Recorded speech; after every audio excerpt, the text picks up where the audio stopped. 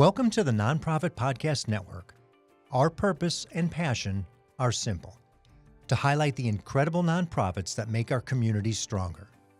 Each episode is a chance for these organizations to tell their story in their words, sharing not just what they do, but why it matters to the people they serve, to their supporters, and to all of us who believe in the power of community. Through podcasting, we hope to amplify their voices, inspire connection, and give them one more tool to impact the hearts of donors, partners, and neighbors alike. Our work is made possible through the generous support of our partners. Cap Trust, offering fiduciary advice for endowments and foundations. Western Health Advantage, a local not-for-profit health plan that believes healthcare is more than coverage. It's about caring. CORE, executive leadership and comprehensive support services. They work in it so you can work on it. And Five Star Bank, a local trusted advisor to community nonprofits for over 25 years. Our episode sponsor is Sacramento Venture Philanthropy, a community of generosity combining people, expertise, and capital for good. For many families, pets are more than companions. They're family, emotional support, and sometimes a lifeline during difficult times. But behind the scenes, animal welfare organizations across our region are facing growing challenges, exploding stray populations, rising veterinary costs, overcrowded shelters, and an overwhelming need for affordable care. In this episode, I sit down with Garry Saperstein and Vickie Shapleton from Animal Outreach to talk about the critical role they play in protecting both animals and the people who love them. From rescuing thousands of kittens each year to providing low-cost veterinary services and managing feral cat colonies through trap-neuter-return programs, Animal Outreach has become one of the region's most important animal welfare organizations. We also discuss their ambitious expansion project, a move that will nearly double their capacity and dramatically increase access to affordable services throughout the Sacramento region. This is a conversation about compassion, community, and the unseen work required to care for the animals that so many people depend on every single day. Garry Saperstein, Vickie Shapleton, welcome to the Nonprofit Podcast Network. Thank you. Thanks for having us. And this is a conversation that we started almost a year ago. So I'm really excited. We held off for a particular reason, which we're going to address in the conversation that we have today. And I'm excited to talk to you about it because I know it's been something you've been working on for so long. But before we do, let's get started on Animal Outreach. This is not a new organization. It's been around for a while. They're based up in El Dorado County, and we have our various shelters in Sacramento and Placer. You would be the shelter for El Dorado County. And it's a variety of animals, dogs, cats, anything else besides that? We used to do rabbits, but I think we're backing off on that. Okay, good. Tell me a little bit about the shelter itself. It's been around since 1992, so you are a mature organization for sure. Yeah, it started in 92 with two women in the back of a beauty parlor that wanted to save animals. And then in 97, they moved to an actual building where they started to do spay and neuter surgeries. And then in 2010, we moved to the current location where it was put together just by a bunch of volunteers showing up and putting walls together and making surgery space and clinic holding areas.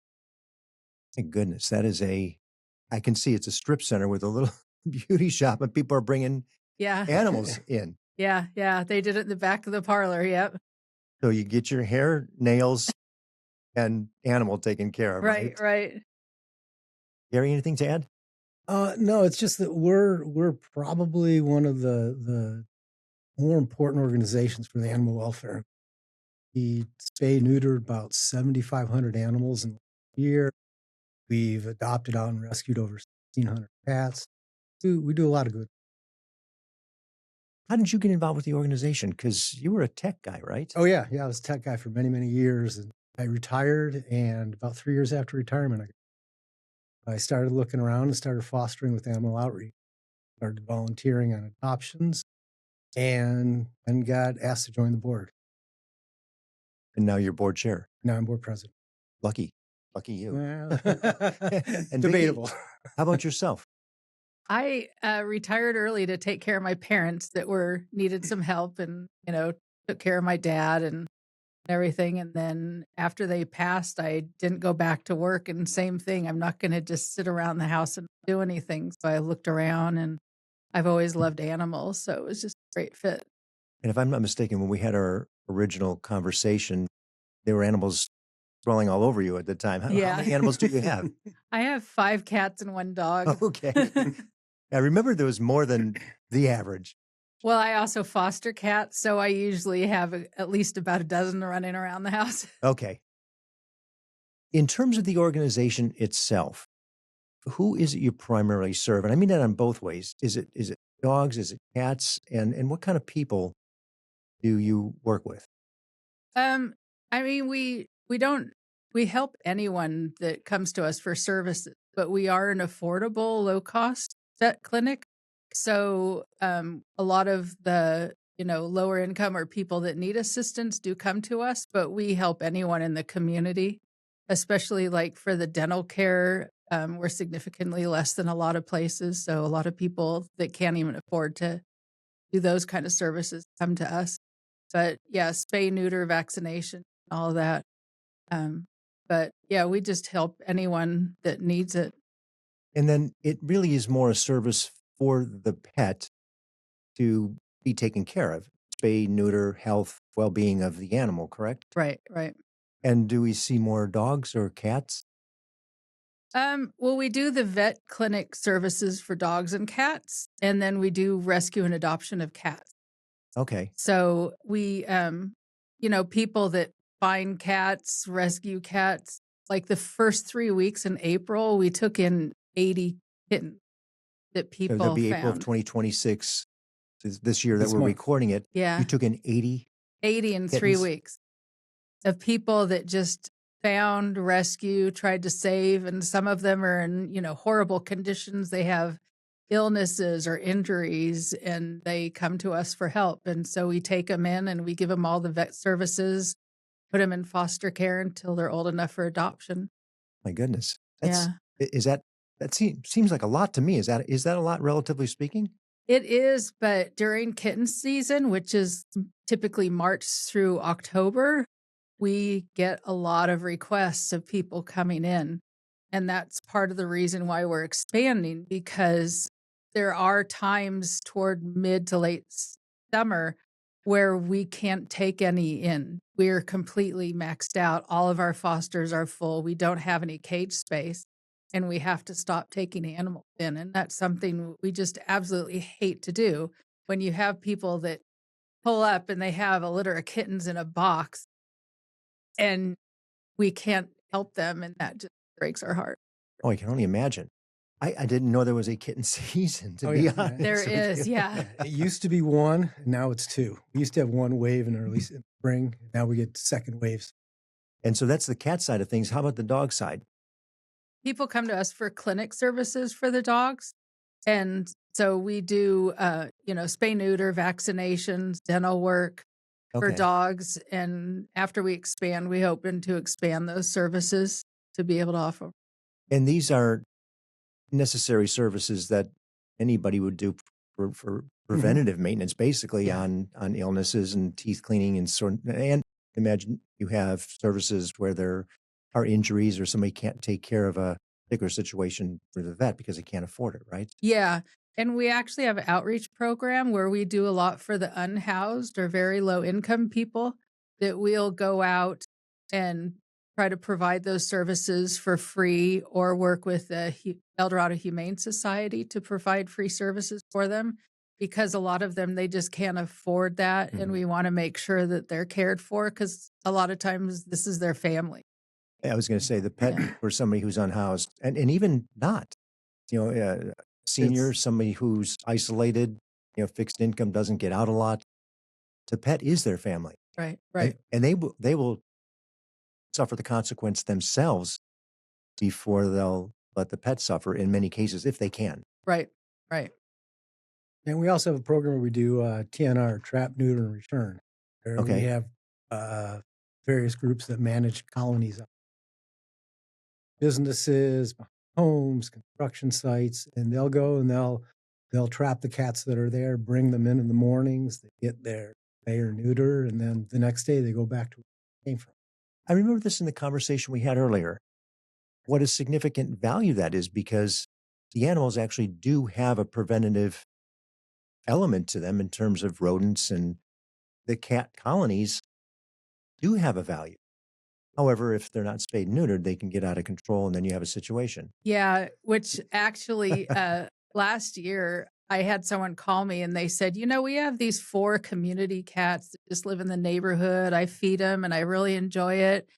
And they said, I'm thinking maybe I should get them fixed. So I went over there and started to work with them. There were 3 females and 1 male. And I started to put up cameras. It ends up all 3 females already had litters.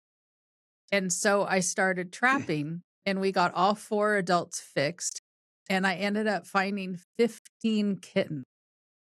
And so when we monitored them while the mom was taking care of them. They were in a safe location.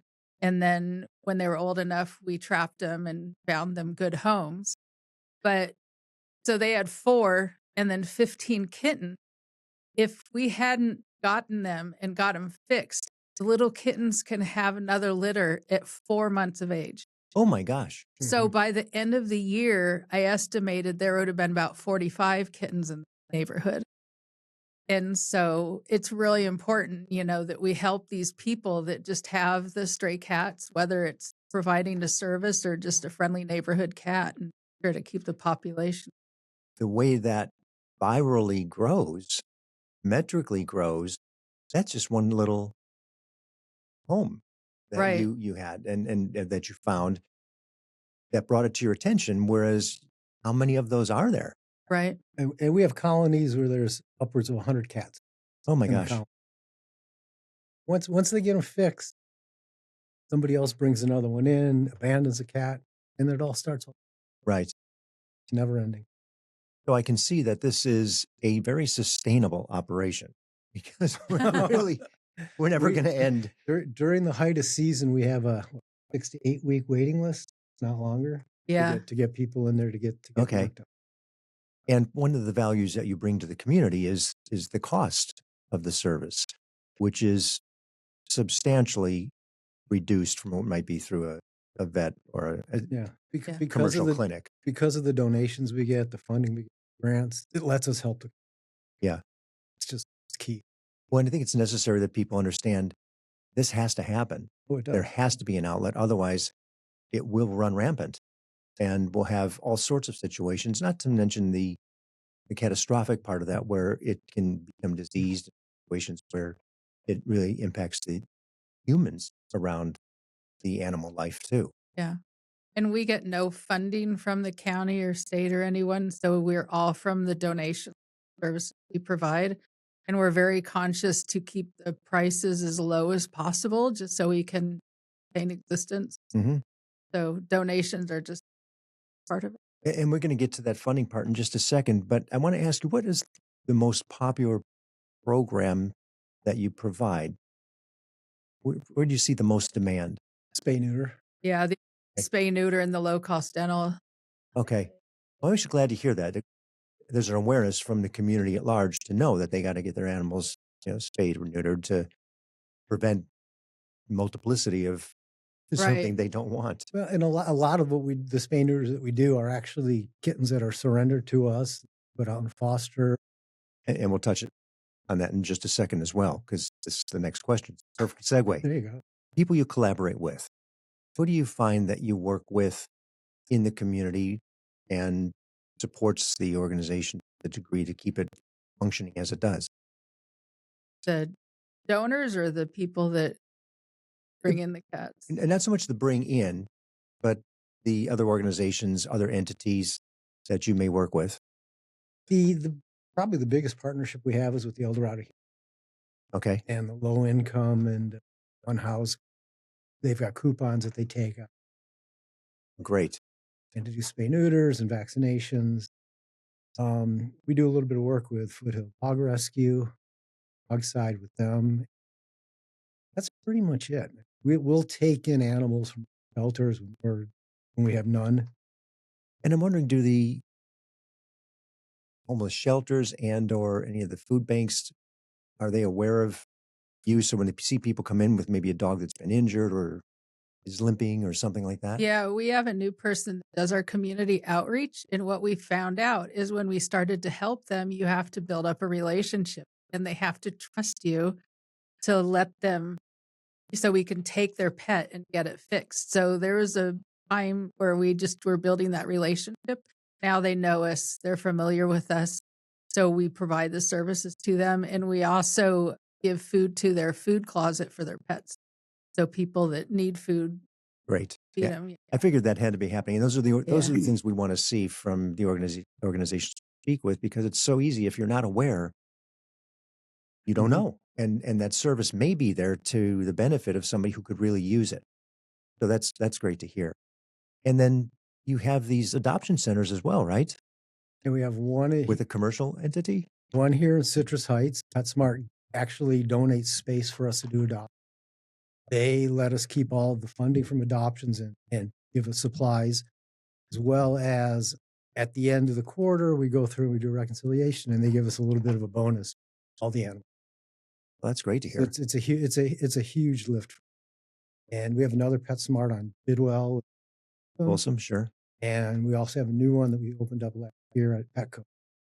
Okay. Well, it's great that they give you the opportunity to be there, because certainly when somebody's going through a child and they're thinking, maybe I want to get A lot of foot an traffic. animal, They and- come to the pet store. and they have the visibility, right? And it gets us down the hill too. Instead of just being up at the shelter or up at the springs, people down in sites, down this way. Get out. And if I'm not mistaken, I remember you talking about a cat community that was actually in Sacramento. You actually will even work with people from Sacramento County, or where they came up and Oh, these are the trappers. yes, the Yeah, trappers. And Thank you. They come. Yeah, they're the folks that do the TNR. They come from all over. Okay, Milano, Yolo, Sacramento. that's what it was. Colorado. I Yeah. didn't even know they existed until we had this conversation. It's a huge network of people, and they're not associated usually with any specific rescue group or organization. They're just people that donate their time to help people. And there's like Facebook groups where people will just say, I found an injured cat or a litter of kitten. Can someone help me? And they'll loan out traps, or they'll come to Animal Outreach and check out a trap. And then they'll trap them and then bring them up to us to get them spayed and neutered and fixed up. But every day there's so many posts of people finding sick, injured cats and kittens, and they just reach out to help. And then with us, with this community of people that do the TNR, we just work together to help everybody. And let's identify that TNR again as trap. Trap-neuter-return. Okay. So that's usually for the adults. So if someone finds an adult cat that's not fixed, the best place, if possible, is for them to return to where they came from, where they're familiar with. So the best case is that we fix them and return them where they came from. If they're friendly, or if it's not a safe place for them to return to, then we work on maybe socializing the cat and getting it to where it could be adopted out. Okay. Or a barn cat comes to working. Right. And that we hear that a lot. Somebody said, well, I got the cat to take care of everything. That's Right. right. I didn't need to get an exterminator or whatever. Right. Yeah. And we actually like the cat, even though it's not a house cat. It's it becomes a pet for the family. Yeah. We'll return to the conversation with Vickie Shapleton and Garry Saperstein of Animal Outreach right after those responsible for our programming give a bark or a purr about how their business may help your business. I'm James Beckwith, President and CEO of Five Star Bank. We're dedicated to supporting nonprofit organizations who advocate for the strength, resilience, and vitality of those they serve. When nonprofit organizations thrive, our community does too. By supporting the Nonprofit Podcast Network, Five Star Bank is amplifying the voices and meaningful impact of our nonprofit community. We're Five Star Bank, a trusted nonprofit partner. How can we help you? We are really excited to be part of the family and contribute to the work that you all are doing. CORE provides fractional and interim executive services, along with comprehensive back office solutions that go into our client sites and do the work to give them the capacity they need in order to move through transitions, whether that's planned or unplanned. Or companies also work with our accounting and finance, back office solutions, human resources, technology, and administration. The reason why our back office solutions add value is because we save them time and money, anywhere from 20 to 30% of what they would spend on that back office solution. We work in it so they can actually work on it. CXORE.com and contact me directly at DTEAT@CXORE.com. If you're interested in learning more about how CORE may help your organization, visit CXORE.com.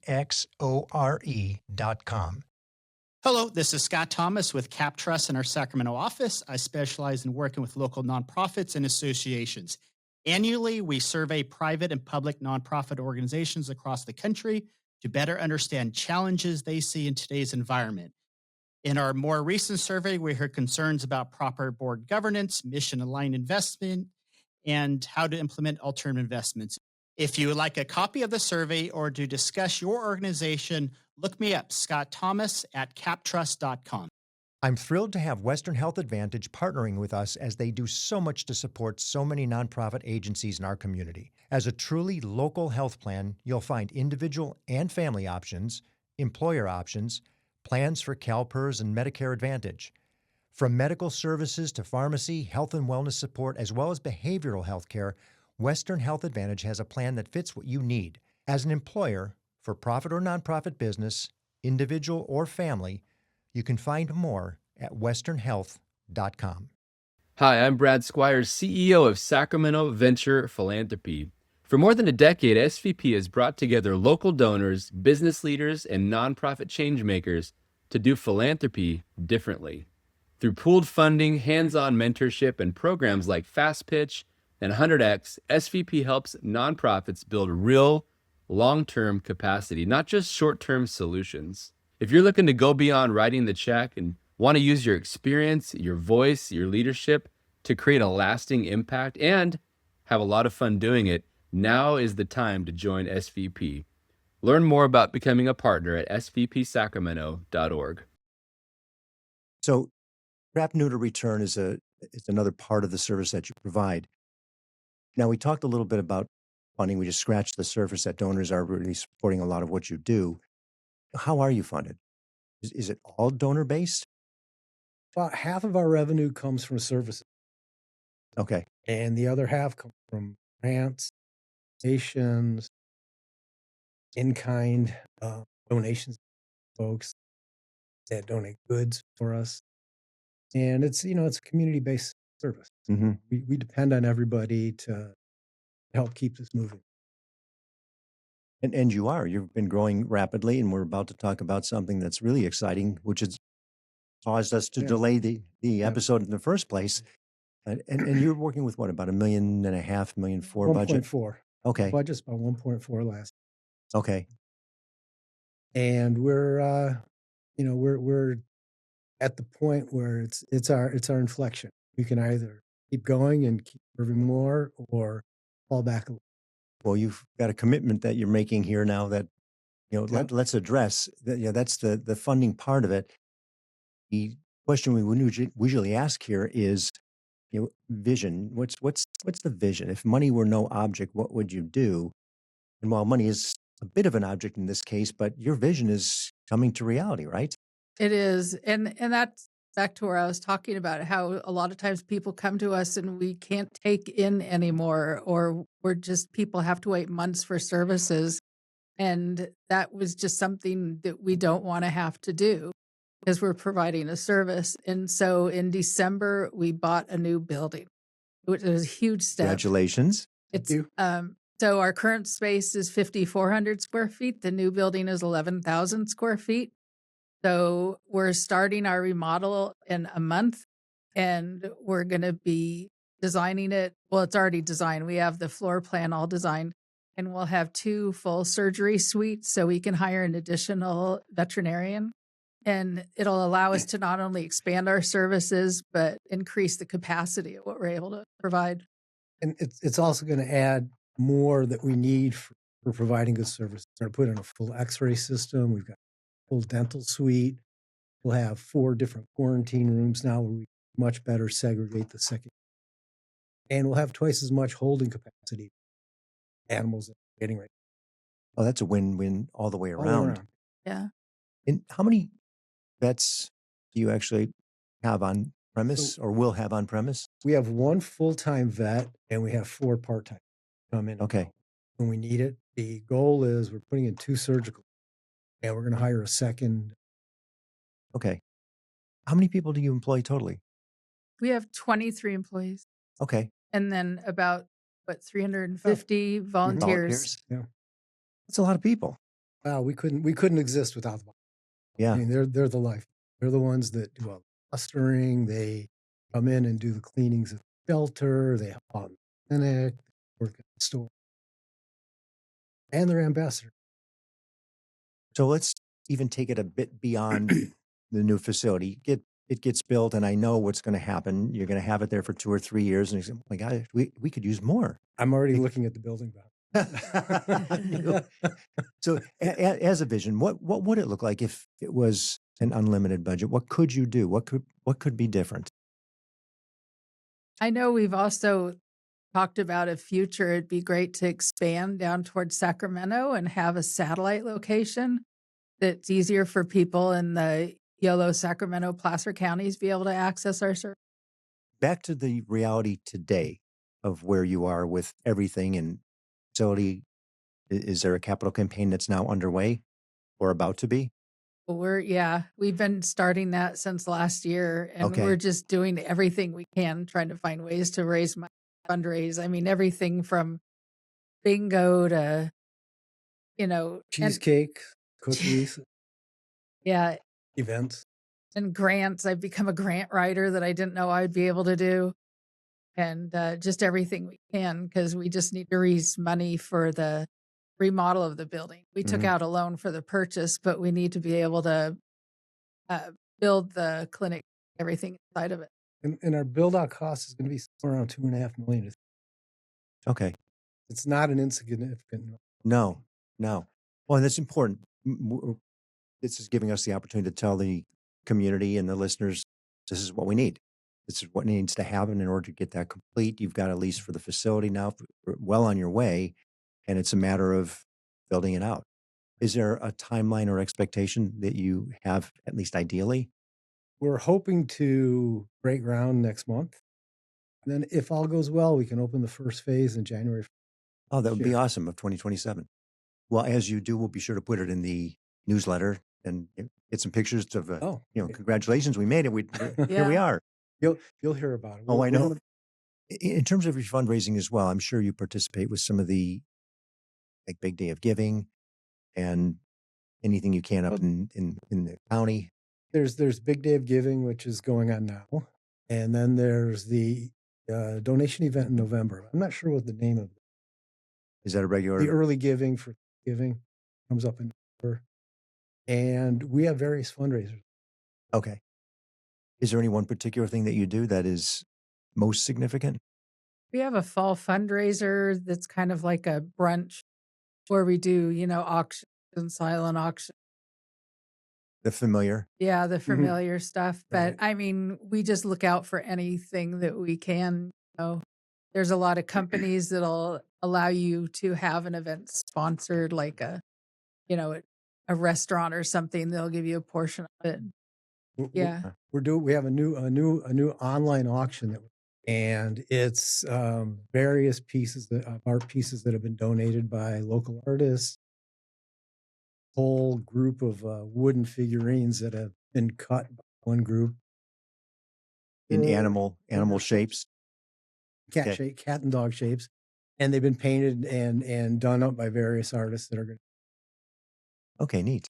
If we look back at what's been going on in the county, what you've seen over the course of the years that you've been involved, how would you gauge, or how does anybody gauge the impact of what you do? A very good question. because what we do, you don't see it. Right. By virtue of us reducing the cat population means they're much less visible. I guess if you see groups of cats running around all over the place, we're not doing. Right. Well, in fact, I don't, so I'm going to assume you are. But as a compliment too, you have the numbers that you see come through. Had those numbers not been what they were, I mean, that'd be catastrophic. Think about it. Right. One kitten at 4 months can have another 5 or 6, Right. and it's just exponential. Right. Grows. So if that's being maintained in some way, shape, or form, or just the volume of people that you see through the organization, is there an average number? Is it per month or just annually that you do outside of the actual volume that you saw from kittens coming in to adopt or foster, but from medical service? Yeah, we like in 2025, we did 7,600 spay and neuter. 7,600, Yeah. Yeah. 7,600. 100. Yeah. Think about it. And we also did over 5,000 rabies vaccinations, 4,500 microchips. So Wait, I'm still hung up on the spay neuter. That's over 500 a month. yeah, Well over 500. It's over 600. It's 600 a month. We have this monthly event called Free Feral Day. And during that day, we'll have our regular vet and 1 or 2 hemp vets come in, and we'll do 70 to 80 cats for free. for free. It's a free feral. And it's done in conjunction with the Humane Society. They provide the funding for it. That's an incredible It's amount. amazing.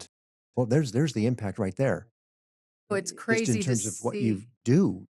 Yeah, if you come in on the days where we do the free feral day, and sometimes they also do a free friendly day, it is crazy because we have a small space and we have 80 cats in They're cages everywhere. I mean, the whole place is just covered. The boys Having no idea what's about to happen. Yeah. the boys, they just line the boys up on the counters and they come through and they do their snips, and girls go into the room. And it's an assembly line. It's something to see. Yeah, because it's an impressive day, those days. And you watch our vet, and he's watching her and her colleagues. They're working days. It's incredible. I can only imagine. Do you have relationships with maybe a UC Davis or anybody like that from that side of things? We're not really set up to do that right now. One of the Okay. goals of the new building is we want to start working more in the internship programs with UC Davis, more with the ROP programs from high school. Great. Because there's a shortage of veterinarians and registered vets. Right. So we're hoping that by doing this, we can get them to see what an organization we are and come work with us. In fact, we've got 2 new people, not so new anymore, did come through the program. That's that wonderful to decided hear. Stay on with. What I would imagine as you become more familiar to everybody in the community with the new facility, they'll realize, okay, there's something here that we can take advantage of too. Yeah, and we'll have better facilities to actually do some teaching. Right now, it's very small, Sure.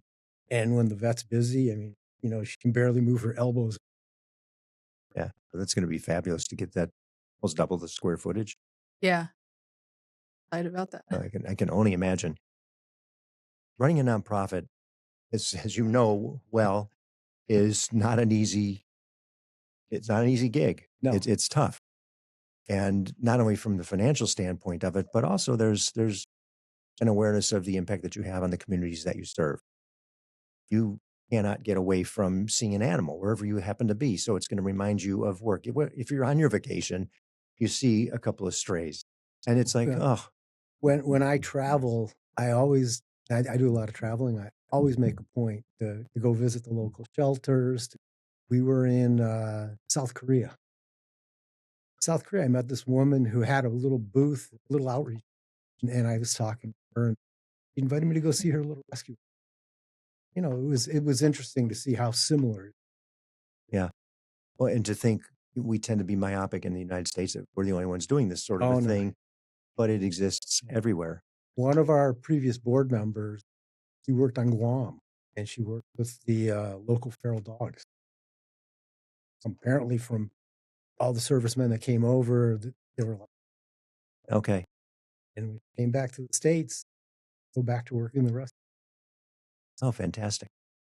And Yeah. then, Vickie, how about you when you're Oh, I was out just and going to say, I was just in Amsterdam and there's a cat rescue on a boat in the canal. It's pretty funny. And you can pay like $5 to go in and see the cats and stuff, but it's just on this little boat. So it's a problem everywhere. yeah, and I would imagine certainly on a dock or a wharf where you got the seafood Right, and right, whatever's left from fishermen coming in, it's going to draw contingent colonies of cats for sure. right. So what I want to do, this is beyond the mission, we'll call it. It's fast questions for you, just for people to get a little bit of an understanding about you, a little bit more about you. And I'll start with you, Garry. We'll do, All right. 3, 4, 5, and then I'll jump over to you, Vickie. Okay, so coffee or tea? Coffee. What's the last program or video that you might have watched or binged? Red Eye from Hulu. Are you a early bird or night owl? Both actually. Go to sleep late, get up early. Oh, no. Sound like me. What might the team volunteers use as one word to describe you? Relentless. I like it. And then last one for you is podcast music or silence on a drive? Music. Okay. Okay, Vickie, your turn. Coffee or tea? Coffee. You've got a coffee I have there, coffee here. Yep. which has something flavor in it and smells it's like hazelnut or vanilla or something. It smells great. Early bird or night owl? Night owl. Okay. Favorite place to escape, even if it's just for a moment? You know what? Lately, I'd like being at home with my animals.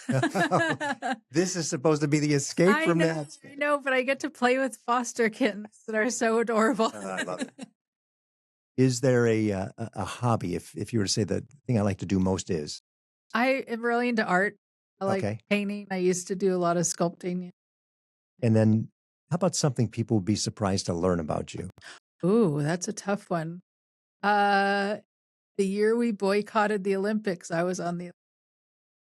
You're kidding me. Yeah. And now I have to ask, in what sport? I did discus and I went to the training camp the year we boycotted. That is awesome.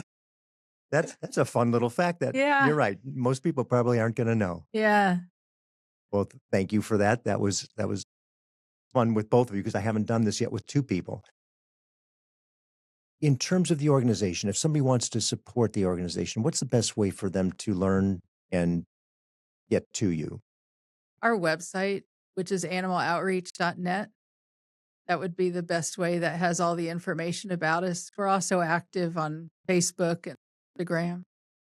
Okay. We find so many people. It's the website is best source. And I know we have it up behind us and there's an opportunity to support you there with a simple button as well as get your mailing list.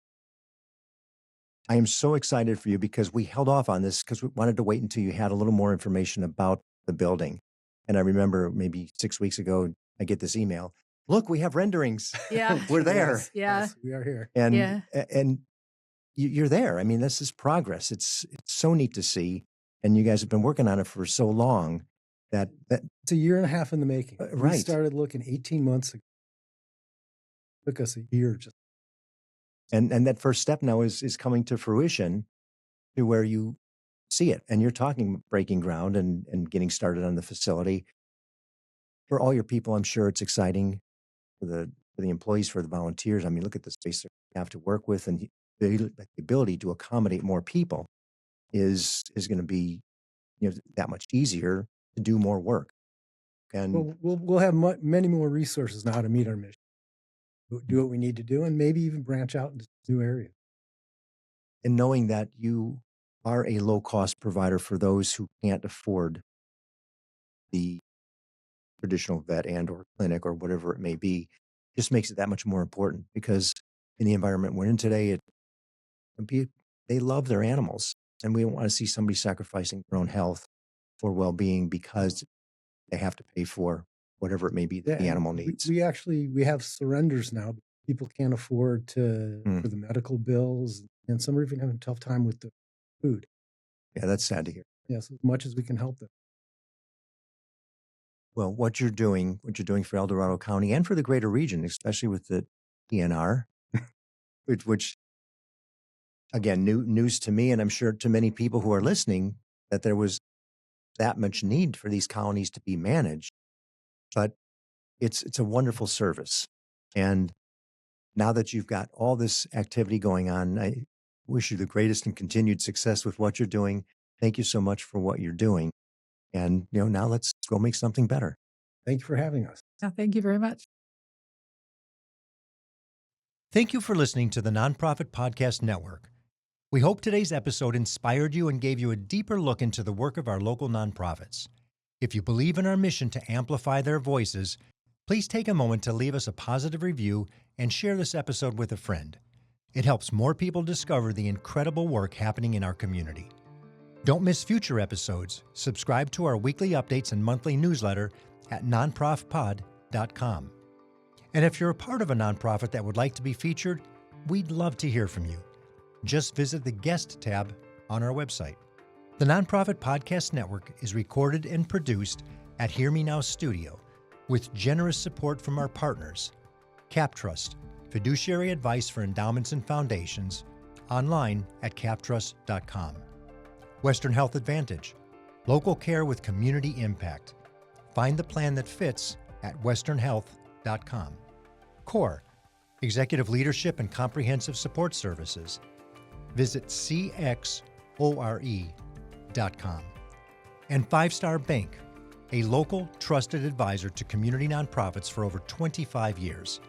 5starbank.com. And finally, our episode sponsor, Sacramento Venture Philanthropy, a community of generosity combining people, expertise, and capital for good. svpsacramento.org.